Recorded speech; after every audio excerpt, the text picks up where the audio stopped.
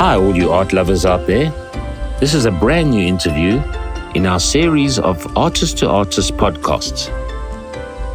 Here, I introduce you to the real personality behind the canvas, the actual artist who creates the work of art, a painting or sculpture, and signs his or her name on it.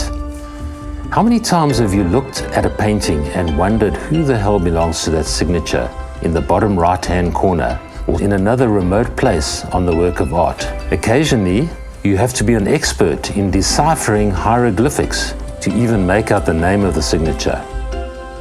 In this podcast feature number 2, we are introducing an up-and-coming Cape Town artist by the name of AJ Burns.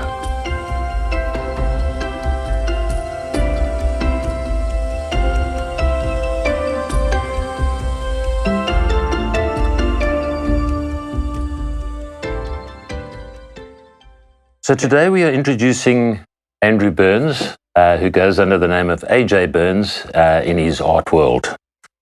And this is the Artist to Artist podcast show.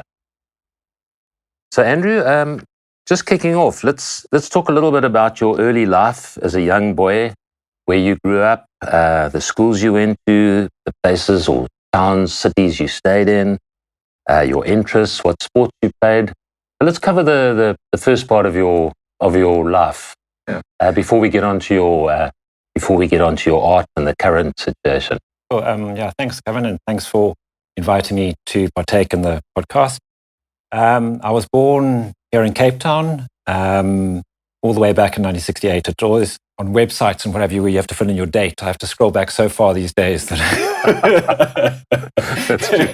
Yeah. It always makes me feel very old. Yeah. I went to school here in Cape Town. And I always loved painting. And so I painted from an early age, particularly at junior school. And maybe we'll come to my high school and what have you at a slightly later date. I also love sport and played tennis initially, played lots of rugby, a little bit of hockey later on as well. Golf. My dad was a very good golfer. Golfer and a member at St Andrews in Scotland.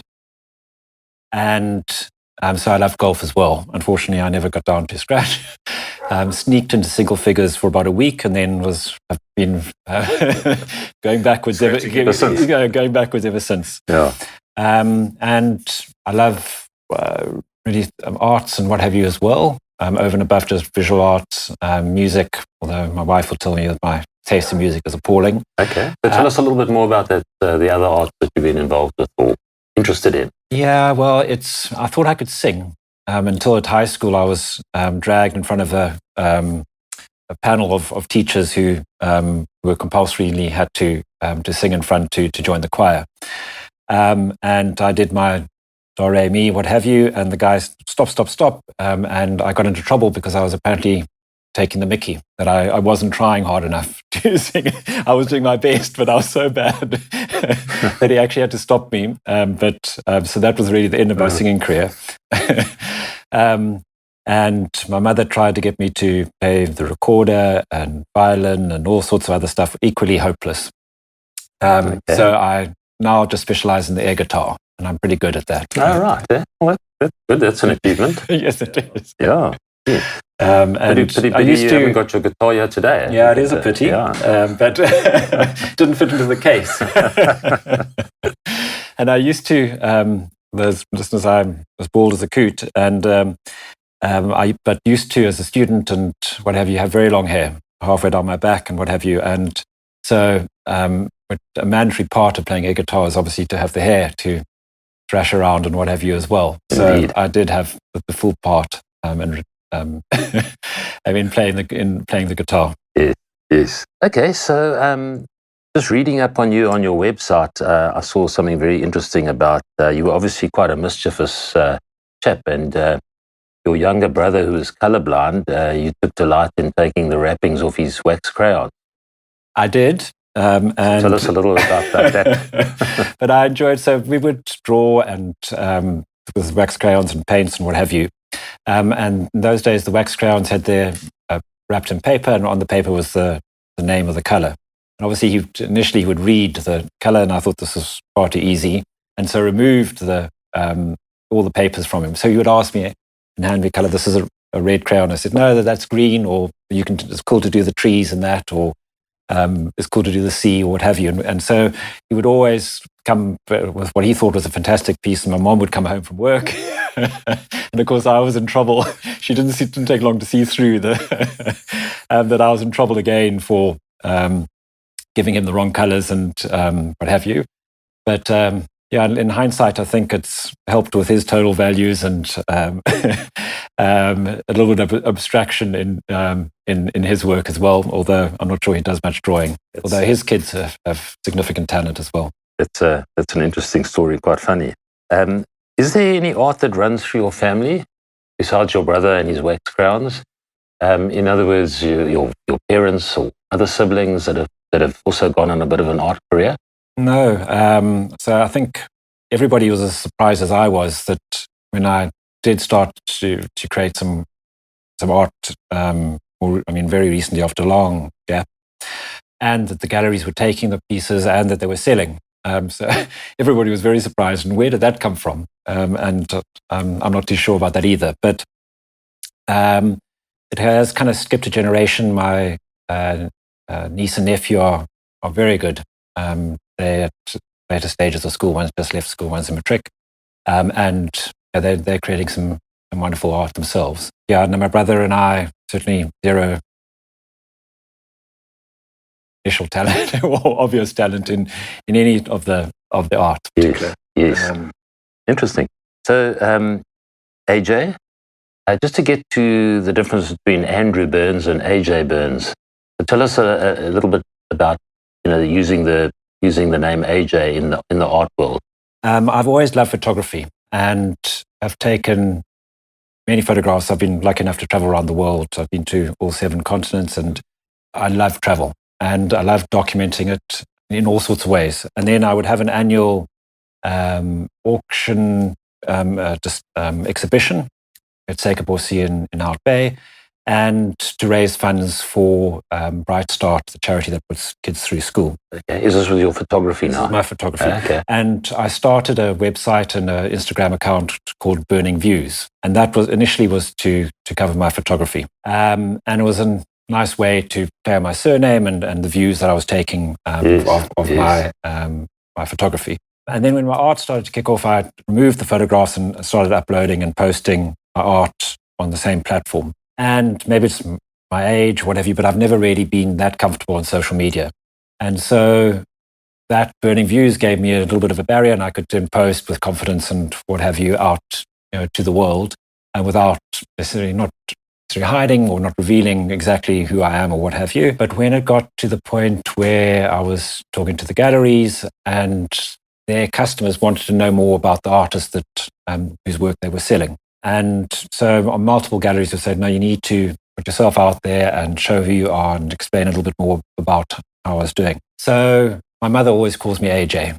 And so it seemed a natural progression to go from Burning Views to AJ Burns. And that was how that worked. And my signature always has AJ in it. And so those two tied in very nicely. With Andrew, many friends call me all sorts of different derivations of Andrew, everything from Drew to Andy to what have you. So as long as they're decent. And not always. My friends, that is, I'm talking about rather than my name. Yes, yeah. But it gave me the freedom to express myself more and be braver, to put stuff out there. And particularly in Instagram, for example, I could put stuff out and get some feedback on whether comments and the number of likes and what have you, that what people thought of a particular piece or particular style, particularly when I was trying to find my way in what people wanted to buy and people wanted to see and what feelings and were evoked in those pieces. Yes. So it worked nicely for me, or is working nicely for me. So I can continue with AJ and push that and be slightly braver and what have you, and then keep my personal life and what have you as a separate element, if you like. Identity under Andrew. Exactly. Yeah. So just to go back one more step before we move ahead, I know that you've mentioned to me before that you went to Bishop. Yep. a great school. And I mean, do you remember any of your art teachers there? The reason I ask, it's a bit of a random question, but one of the previous artists we've interviewed on Artist to Artist actually has recently had coffee with a past teacher of his at school. It was quite interesting and quite amazing. So, I mean, yes, I went to Bishops, and most people always tease that, how do you know someone went to Bishops? They tell you. And I thank you, Gavin, that I didn't have to tell you that I went to Bishops rather than asking. Yes. But in all fairness, I went to Sachs first in Standard 6, now grade 8, and my grandfather said that I needed toughening up. So they sent me off to boarding school at Bishops. I was lucky enough to get in and somehow passed the entrance exam and got in and absolutely loved it there. But to answer your question directly, no, I didn't do art at high school at all. I was actively discouraged from doing art and was pushed into doing maths and science and biology and sciences. I was never particularly good at languages, but scraped through Afrikaans and could just about spell my name. Maybe that's why I changed it to AJ. I couldn't spell Andrew. But so no, I literally did no art at high school. I did no art after high school either. Did you find that a little bit frustrating, or did you just take it for what it was? Yeah, it was part of life. Is what went on. I mean, it was a very academic school. Although we misbehaved quite a lot, especially out of boarding school, the academic side of it was pushed hard, and so I didn't really see it as much of an issue. I was playing lots of sport, had lots of friends, and the camaraderie and what have you at boarding school was fantastic. I absolutely loved it there, and I think as a result of a lot of friends still from school days. Some I see regularly, and many people have immigrated and around the country, so around the world, and so it's always nice on travels to go and pop in and see them and what have you as well. It didn't adversely affect me. I mean, from that perspective. Yes. So just a random question: do you ever remember any of the pieces of art that hung on the walls in the homes you were growing up? Yes. My mother had. They were very conservative. I mean, pieces and often sort of watercolors or line drawings of farm scenes or Cape Dutch homes and that kind of thing. But all sort of ornate frames and what have you. Yes. So very different to what I produce now. Yes. The frames were probably worth more than the painting. Yes. Hope my mom is not listening. Yeah. But yes, no, and I don't think I was really influenced by those at that stage. I mean, certainly the stuff I'm doing now, and part of the joy is when I started my art with almost a blank piece of paper or blank canvas. And because I've never studied art, I still don't know much about it. I know what I like, and I know what I don't like, and there's a lot of the art that I really don't understand.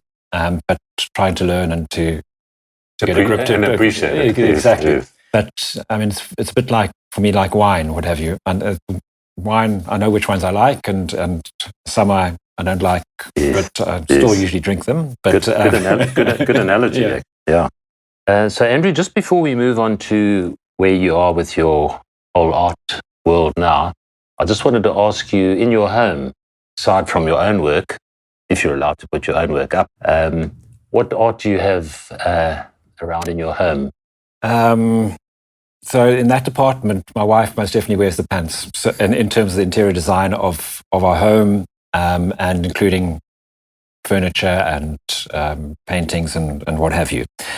So, I mean, we do have pieces when she and I have traveled together and have bought pieces, and those are still in our home, and bring back wonderful memories in particular of obviously just the art itself, but of the places and that time. She didn't particularly like my original my art, and it was only after about 4 or 5 or 6 sales had taken place that she agreed to put my very first painting. When you started becoming famous. Exactly. Well, this might be worth something someday. And so that piece has since been, in our on the stairwell going upstairs. But that's the only piece of mine that is That's not strictly true. In my study, I also do some portraiture, particularly in oil and more recently in charcoal. So I do have a whole range of those paintings in my study. And I've also done paintings of two of our cats who've died recently, well, not recently, in the last couple of years. So I have a couple of theirs as well, paintings. So I'm not giving her full credit. There's actually quite a few. Um, so yes, and it's interesting. Every day I walk past that piece on the stairs, and every day I kind of shake my head, or on one hand, how did I do that initially, but also how far I've come in terms of technique and composition and color palette. So it's interesting just to have a look at that. And that first piece is so dirty, I mean, by colors, and the colors are all mishmashed up together. It does have the form, but the colors are a complete mess. And that took me a long time, we'll cover it later, but to try and ensure that didn't happen. And took many paintings to let what is be, rather than then trying to fix it and then it just becomes muddy and dirty. Yes. It was a real abstract by default. It was certainly more abstracted than was intended. Yes. So just to get on to what you're doing in more recent times, I read on your website that you speak about 25 years ago meeting an old friend who had a garage with no electricity. I'm sure that wasn't Eskom's problem in those days. But you had an old garage and you had some old canvases there, and I assume that was the opportunity where you got going with your artwork. Not quite right. Let me just clarify. So in the mid-90s, I'd finished university and I was going up to Gauteng to go and work off my bursary. I'm originally a civil engineer, and was working in those days for Doorbell Structural, and was sent to Witbank to go and build the above grade or above ground structural steel work for in this case, a coal mine. And they put me initially in the singles railway quarters, which was quite an eye-opener. I then, after a week or two, I found a little apartment, ironically with the barman at the pub around the corner. I'm not quite sure how I bumped into him. But no guessing there. No guessing. But it didn't really work out. The apartment was small. And anyway, I met another guy who subsequently turned out to be a great friend, and is now living in the States. And he was dating a beautiful girl called Sherry. But it was only for a couple of months. And anyway, fast forward 30 years, lo and behold, Sherry moves into our complex here in Cape Town. I didn't recognize her, but eventually we managed to put two and two together, and it was she who persuaded me to go to an art class that she was attending Tuesday evening, whatever, I can't remember, and that was a year and a half ago. So I had a gap between my painting between standard 6 or standard 5 at junior school through to 2 years ago, and I didn't paint at all of any sort during that period. But it was her garage. Well, she gave me a large canvas that she had attempted to paint onto, and it hadn't worked out. So she said, "Andrew, why don't you try this?" And her garage. And I'd seen the guys on YouTube with hair dryers and torches and tipping of paints and pouring paints around. And I thought, oh, that looks like a fun thing to do. I'll give it a whirl. But obviously with no power, I couldn't run the hairdryer or a torch or what have you. So I was kind of looking at that canvas and paint on it, and what am I going to do now? And so I started to blow initially with a straw, but it just created this burst and wasn't really what I was after. Always in my head, I wanted a form. I wanted to create something, not just a completely abstracted piece. Yes, something representational. Yes, abstracted but representational. Yeah. And I've always loved fish or the sea and water, and I've always lived close to sea and water. Even at Witbank, they got a dam. I used to go skiing there, although usually it was mostly drinking and then a little bit so much skiing done. Anyway, I've always found it tranquil and calming and kind of good for my soul in some way. And I used to have a koi pond and used to sit. It was a raised koi pond and used to sit on the edge of it. And in those days, I used to smoke a lot and used to take a break and just watch the fish swim around. And I was always fascinated by the way they A, moved, but B, the surface of the water distorted them in the water and kind of broke them up into little pieces and what have you. At that time, I didn't really understand, from an art perspective, what exactly that was, but I was just intrigued by the way that movement happened, and it was always changing and what have you. So I now had this large canvas, couldn't use what I thought tools that I could actually use to create the work. So I literally bent over and started the paint around the canvas. Yes. And I loved the effect that it got. It was one color would disappear, and then I would put another breath and it would pop out the other side. And I loved the movement it created, and I was able to create some form. Obviously, it took lots of efforts and lots of practice, but the joy was that if it didn't work, I'd literally just scrape the paint off the canvas and start again. And because it was an acrylic, it dries relatively quickly and really wasn't an issue.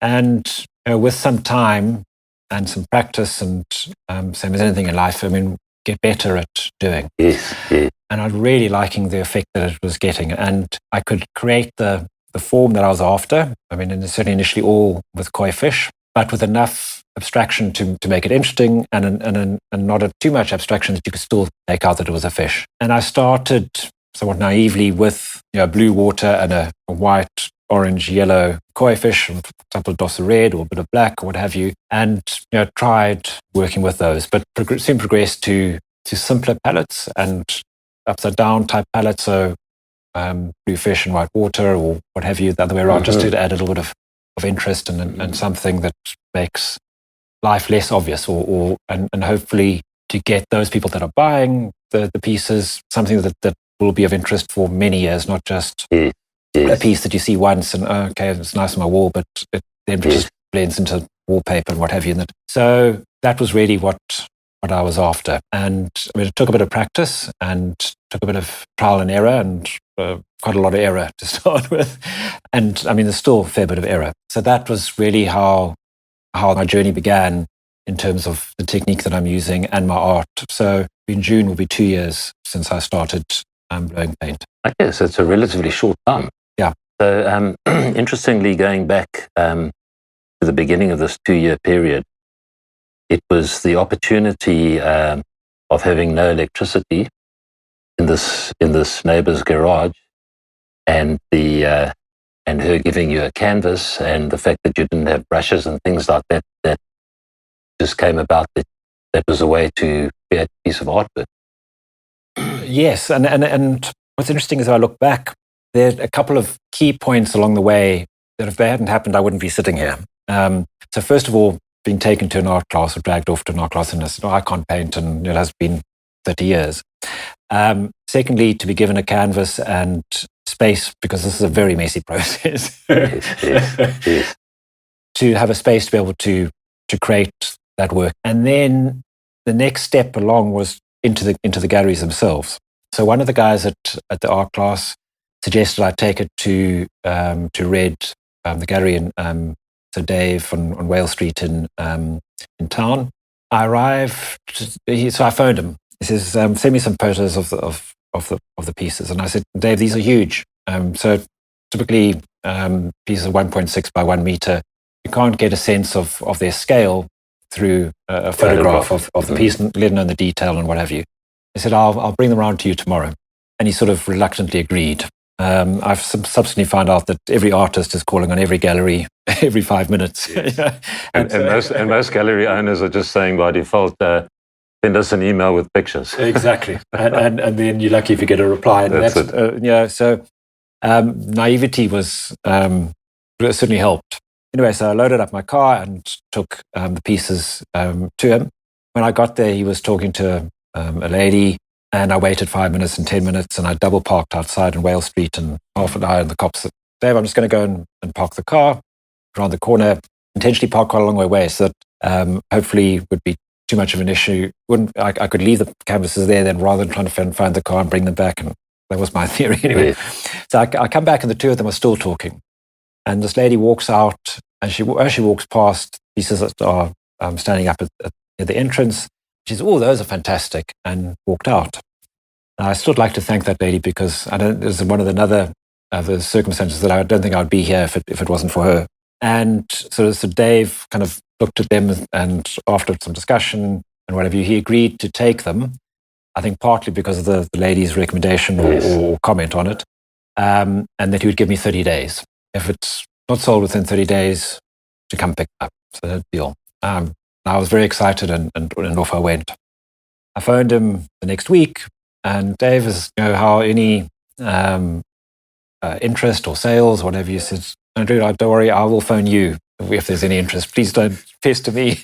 Don't call me, I'll call you. Exactly right, don't call me. So patience is not one of my many attributes. And so, the next couple of weeks took a very long time. Day 29, he phones me.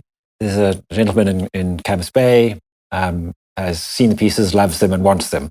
But he wants a small discount off the price.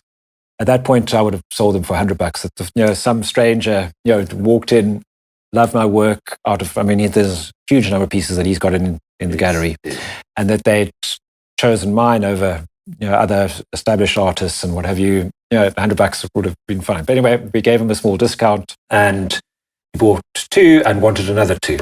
So, and from there, it was relatively straightforward because I could now say that I've in a gallery, B, I've some pieces sold, and so approaching the curators at the various galleries, now I had something to tell and something to say, and so that was the beginning of it. But as I say, without the initial art class, without the garage canvas, and that lady, and to a degree Dave, I wouldn't be sitting here. Oh. So it's amazing in life how small little things can change your path significantly. Absolutely. It's fascinating. Just those key incidents you set you going. Yeah, and I absolutely adore what I do. It's so exciting for me to create the work in the first place. I love doing it, and I'm creating something that I like, or that I would like to have on my wall, that I would like my friends and everybody else to have as well. So that's one part of it. But the incredible feeling you get when someone else, A, loves your work, and B, is prepared to spend their hard-earned money on it. Purchasing it. And purchasing is just such a wonderful feeling. Absolutely. And it's exciting in so many different levels. And so as you say, without those little keys, none of that would have happened. Oh, fantastic. Just a reminder that you are listening to Artist to Artist, a podcast interview with artist AJ Burns, by artist Gavin Larkin, and produced by Greg Kokoveos from Branded Podcasts. So because we're doing a podcast here and our listeners are listening to this, I want you to just give them a picture, so to speak, of you actually going about your work. The bending down, how far you are from your canvas, the amount of colors you're using. On your website, you actually mention the words "full of energy and movement" that originates from your unique blowing style. Let's give the listeners a picture of you at work. Yeah. Well, we sitting around a table here of about the same size. So it's a picture, sort of 1.6 meter by 1 meter canvas that I lie horizontal. And I mix up all the paints that I'm going to be using for that piece ahead of time. Initially, I would work with monochromatic or 1 or 2 or 3 colors, but subsequently progressed to many more, just to try and get a bit more interest and a bit more depth in the product. So I might have 6 or 8 colors that I'm now working with. I don't have the opportunity, once I've started painting, to go and try and mix colors to get the consistency that I need. So in my head, I know what I'm going to be painting, and I know the consistency that I need for each of those colors. So it depends on what portion of the painting I'm going to be using that color in, depends on the consistency. So some parts I want raised and therefore are much thicker. Some parts I want a slightly smoother finish, so they'll be slightly thinner.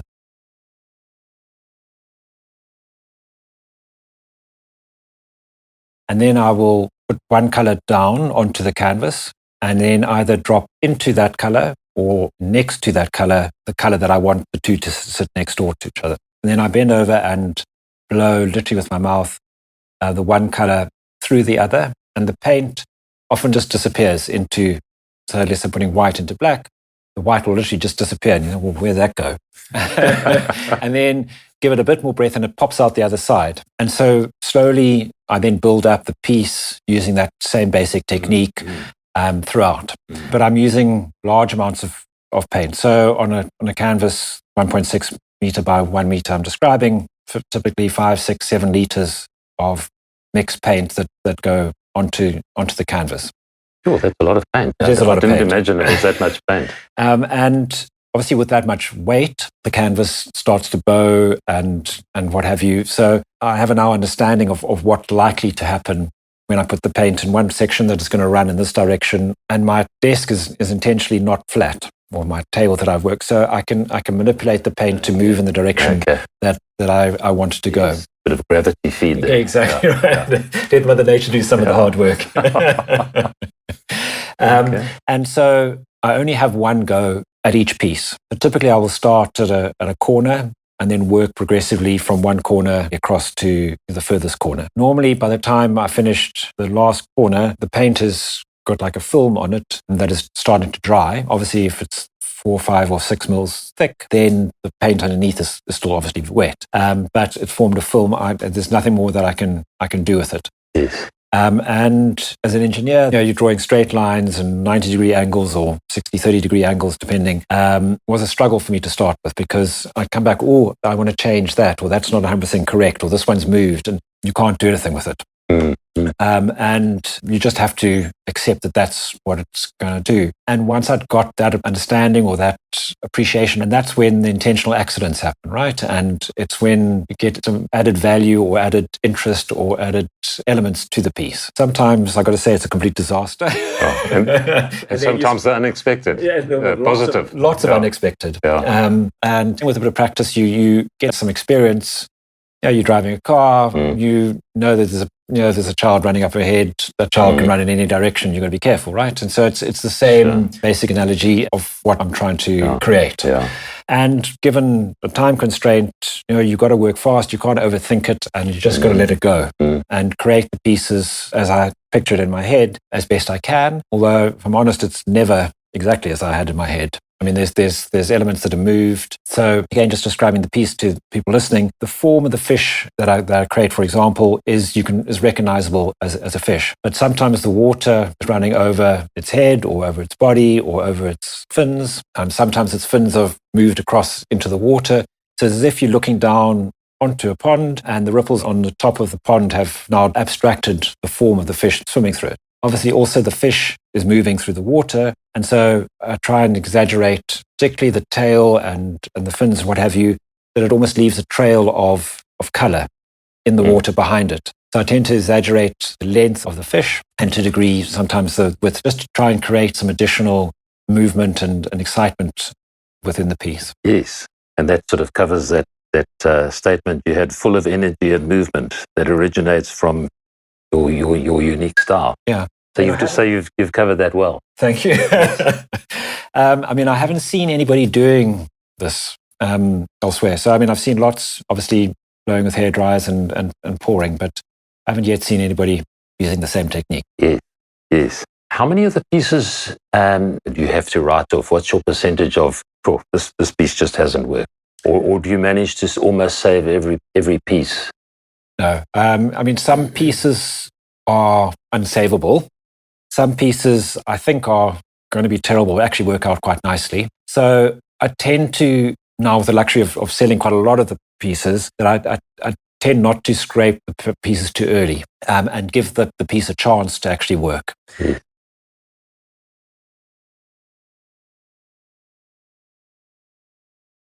And change sometimes what I originally was trying to do and adapt that to a slightly different composition or use different colors or as the case might be. And I enjoy the challenge of taking a piece that is maybe not working and turning it into something that does, but in a different way that I originally did. Yes. So you just work right over the top of that. Once the paint is dry, there's nothing you can do. But often you'll start and say, "Oh no, this is not working," or "I've lost the form of this fish." At that point, I would stop, scrape off the paint, get out another canvas, and start again. Wait for that paint residue of that paint to dry, and then paint over it. The complete failure rate has dropped. I mean, it was high. I mean, I don't know, 60, 70, 80% or something initially, but obviously that has come down with practice and is confident in the technique. Yeah. The ones that don't work, that they dry now, do you paint over them with white, and then can you create another completely new painting on top of that? I'm not comfortable particularly with that. Okay. So I think someone who's buying a piece wants an original, and a clean canvas of the piece, and not a paint over. So no, I don't tend to use those. But what I do use them is all my business cards. I cut up old canvases that haven't worked into roughly business card size, and there's some cool little elements that come out in it, and then write my details on the back of the card. I name each of those little cards a particular piece. The first word that typically is one word that comes to my head when I actually see it. So I don't waste the canvases in that regard. So, but no, I don't overpaint those pieces. Yes, that's quite interesting, because I'm actually holding one of your business cards right now that you've given me, and quite right, it's a nice thick piece of good quality canvas.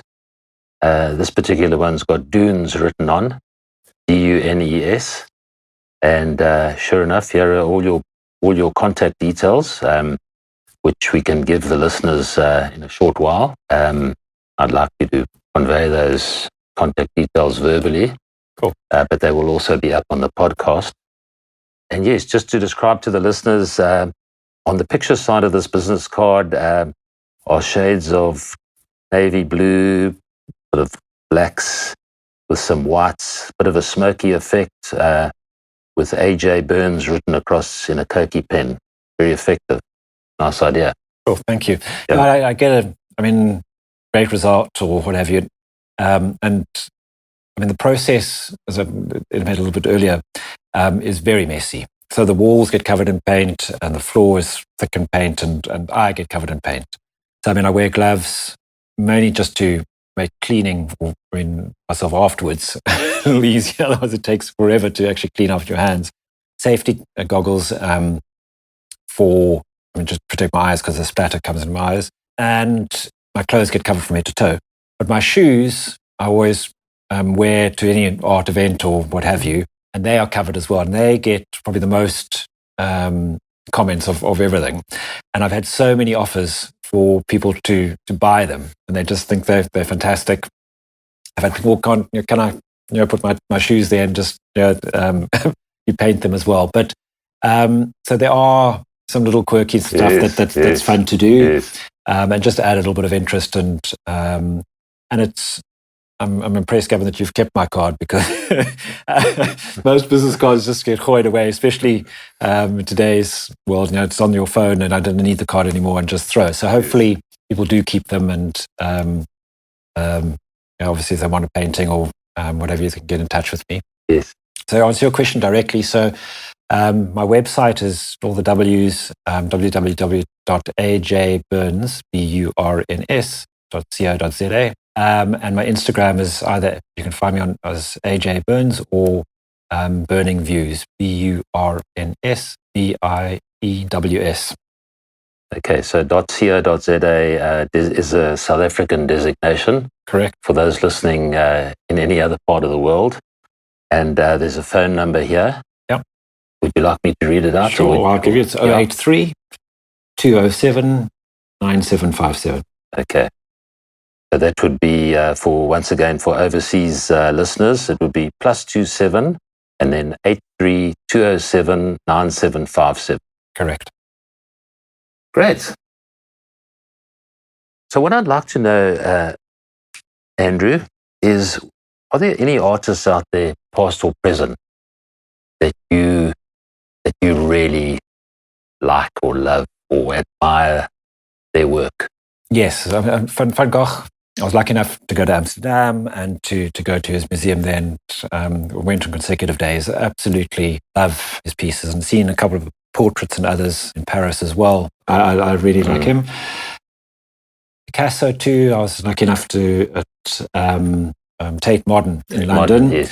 Went to go and see an exhibition of his there, and Girl in the Mirror. And for me, is just I absolutely adore this as well. So I mean, those two stand out enormously for me. But I think there are also loads of wonderful South African talent. I see everything from flea markets to some of the wonderful stuff that people are creating, through to obviously the more established artists and galleries and what have you around locally. Yeah. So, I mean, I don't want to put names, but I mean, there's just so much wonderful stuff out there and being produced. And I encourage people to go to the gallery, support local artists, because I think the standard is just sensational. The creativity is just wonderful. And there's so many also don't have any formal education in art. And I think that certainly helped me initially, that I wasn't constrained by anything, or when you had to do it this way, or there was any particular technique that you needed to use, or subject or colors or what have you. And I can see that in some of the artists, the creativity and ingenuity and what have you, and in some parts, a bit like mine as well, slight naivety in their pieces, but it's refreshing and it's fantastic to see. So yeah, I mean, I think we've got some wonderful art, particularly here in Cape Town. I haven't traveled enough locally to know too much about the other galleries around the country, but certainly in Cape Town, there's just some wonderful stuff. I agree with you. Tremendous talent here. Thursday night in Cape Town is a good night to go around and look at galleries. Very vibey, and it's a good art scene that happens on the first Thursday of every month. Yeah, no, it's definitely worth doing. Get there a little earlier, because obviously it gets very busy later in the evening. So you've spoken a lot about your subject matter, Andrew. You've spoken a lot about fish. Obviously interested you a great deal from the times you sat next to dams and at ponds looking into fish ponds. What are the other types of subject matter you've been working with? So I've done quite a lot of other seascapes. And I touched on earlier, and just increasing my palette, and with a bit more practice, have been able to generate and create depth within pieces, because a lot of the pieces have been looking from above onto a flat water surface, flat in dimension-wise, not in waves of what have you. Done quite a lot of whales. I mean, obviously, many whales come in and around the Cape, and used to have a family home in Hermanus, so used to spend a lot of time there, and the whales are very close to the shore. Both breaching, jumping out of the water, but also tails. And so I've created quite a lot of bit of work around whales. And then some more non-subjective abstract pieces as well. So particularly on commission, people have asked for a particular color palette and just a feel for what they're after. And that I really enjoy. And that does push my comfort zone a lot. And I mean, it's pure abstraction is, I find, more difficult than abstracting a form. Yes. And the failure rate on those is there's always some sort of trepidation when I go and reveal to the client and take it to his or her home. You have to build in the cost of a few canvases into the price. Yes, I do quite a lot. And a lot of paint. I apologize to the environmentalists, but but it's a joy, still to do, and to push your boundaries and to push where you think you're capable, and then seeing the expression on the client's face. And you often get people walk into a gallery, oh, I love this, and you can see that they don't really genuinely like the piece or what have you, and they're just sort of, but you can't hide that excitement when you sort of reveal to a client and they're happy. Thankfully, I haven't had an unhappy one yet, yes. But I mean, it's part of the joy of the process, and knowing that piece is going to be hanging for hopefully some many years on their wall. Yes. And because the pieces are typically large, they're not tucked away typically in a bathroom or something. Put it in the spare bathroom, the guest bathroom. Behind the toilet door. Exactly. So they tend to be front and center in someone's lounge, or sometimes in their bedroom or what have you. So that's a very interesting point there. Yeah, so it's exciting to know that you're going to be part of those people's lives for a long time. And I mean, there's a certain responsibility in creating the piece, knowing that as well. I like to be pushed a bit, and tend to do my best work, not only art, but other work, under a bit of pressure and pushing those limits a little bit. Yes. And it's always that much more satisfying when you're happy with the result at the end. Yeah. That's very interesting. I saw on your website you had a piece called Kasanka. Yeah. So I found that name quite interesting. Perhaps you could just tell us how that piece got that name and maybe just describe the piece a little bit. Yeah, so as I say, I've traveled a lot. And part of what I love is going to remote places and seeing wildlife in their place. So I've been to, for example, Christmas Island in the Indian Ocean for the red crab migration, where hundreds of millions of crabs come out of the forest and spawn in the sea over a couple of times a year. Once a year, but depending on the tide anyway. And I took my dad to Zambia to go and see the bat migration, which is the biggest mammal migration in the world. So it's in central Zambia, and Kasanka National Park is where these bats are in a tiny area. I can't remember the numbers, but 30 million or something of that order. And they fly out at dusk every evening and come back at dawn. And there's a couple of hides that have been built, and you can see they're big. They're 900 wingspan, and go and eat fruit in the surrounding areas. And they migrate a long way, all the way from Congo and Central Africa. Anyway, so that piece was inspired by those bat migration. And the colors may not entirely represent the piece, but it's the shape of the bats coming in and out of their roosting area up against the backdrop of the setting sun or the rising sun that inspired that piece. Okay, that's very interesting. That kind of makes sense to me now that I know the meaning behind it. Andrew, so you took part in the National Vuleke art competition in 2022. Tell us a little bit about that, how you got involved with that. That was very exciting. So it was organized by Art B, which is the Belleville Art Association. And it's a national competition open to everybody, and everybody is allowed to submit, I think it's 3 pieces. And I stand correct on the exact numbers, but I think there was something like 800 artists that entered, and each 3 pieces. And that was then narrowed down to, I think, 40 pieces that was then shown at the Art B exhibition hall in Belleville in Cape Town. And I was super excited that one of my pieces had been chosen into that last 40. So I went to the opening and what have you, and they had a presentation. I'd come fourth in the competition. Well, I was super excited. I'd only really just been started painting, and it was one of my black and white fish pieces, pieces of 5 fish, and was just over the moon. I was so excited. I mean, there was so much wonderful talent on display. I was honored to make it into the top 40, let alone coming fourth. Well, from a starting lineup of 800. Yeah. That's fantastic. Yeah, so it was, and gave me a huge amount of confidence in what other people thought of my work. So, I mean, it certainly helped. I, of course, get teased at that it's like coming like coming second in a beauty contest. But so it's something that I'm very proud of, and really gave me confidence to carry on and to keep pushing and to keep doing what I believe in that I'm trying to achieve, rather than listening to what others say, well, no, you should try this or you should do that or what have you, and just stick to your guns. And so I was very happy. So another one of those key moments in your career so far. And yes, I mean, it wasn't as pivotal as necessarily the earlier ones. I mean, whether I'd won that prize or not, I would have continued, but it certainly gave a help and a push just to keep going, and that being recognized by your peers is a great thing. Absolutely. Yes. Andrew, just moving forward to the future, what are your goals and ambitions as an artist in the years ahead? Say, let's talk about maybe 3 years from now, 5 years from now. Where do you want to go? My journey is really only just beginning.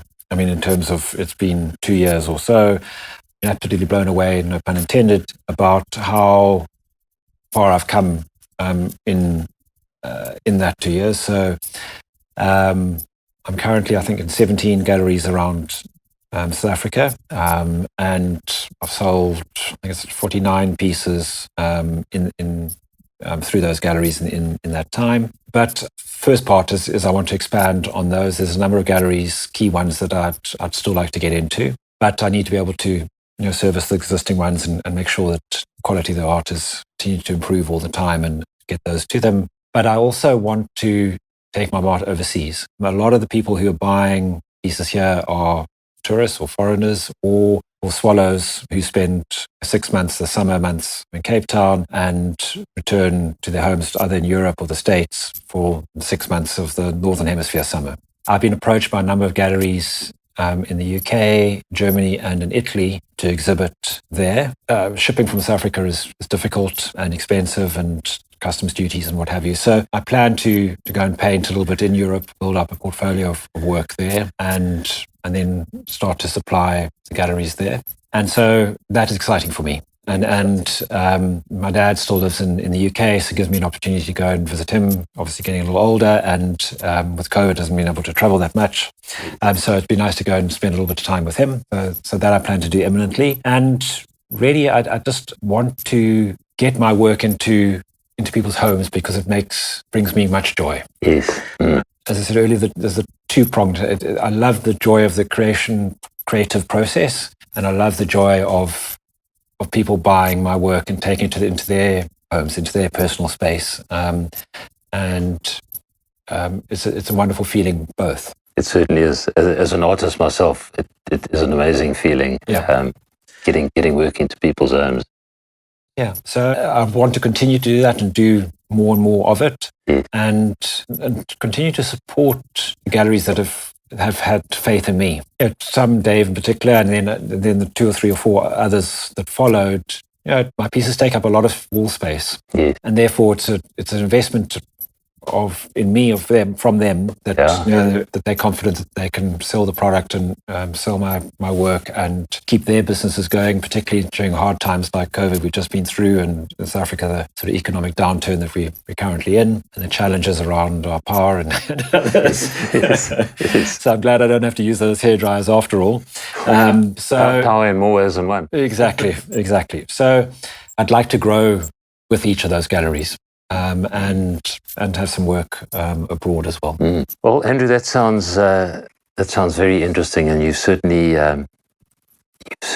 had an incredible journey in these short 2 years. What an achievement, I have to say. Just being in that amount of galleries and having calls from galleries outside South Africa, I think you're going to hit a problem where you're not going to be able to produce enough work to supply the market. You're going to have to go have a lot of air in you. Yeah. Thank you, Gavin. I mean, it has been fantastic and so rewarding, and came really out of the blue.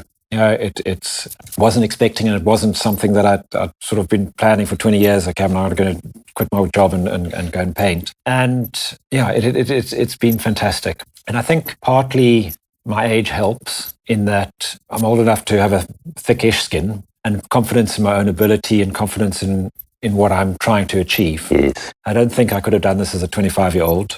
Mm. It's sometimes hard. You get knocks and people don't like your work, but you've got to sort of pick yourself up and keep going. Yes. And I think that's easier when you're older. And I think too, the business experience, purely having being in business as you have, gives you a lot of experience working with galleries and promoting yourself. 100% agreed. And obviously, I mean, from the business perspective, you're selling a piece or gallery selling a piece, they've got to make their living. They do a fantastic job. So from that perspective, 100% right, and being able to market and understand where I need to be and push marketing myself. So I've marketed products for many years. It's much more difficult marketing yourself. But that certainly has helped as well. And the galleries give me the opportunity to paint more. I don't have to worry too much about the sales element to it. I leave that to the experts and allow me to do what I love, and that's create more. So and it is a physical process. I mean, physically, obviously blowing paint is tiring, and bent over is tiring, and I've really had to strengthen my core to be able to actually not having to roll out of bed and go see a chiropractor every day. Yes. So, I mean, that is a limiting factor. I can't paint all day, every day, as much as I love to. But yes, I love creating and will continue to do so. And so hopefully one day I won't have enough time to create enough work. Yes.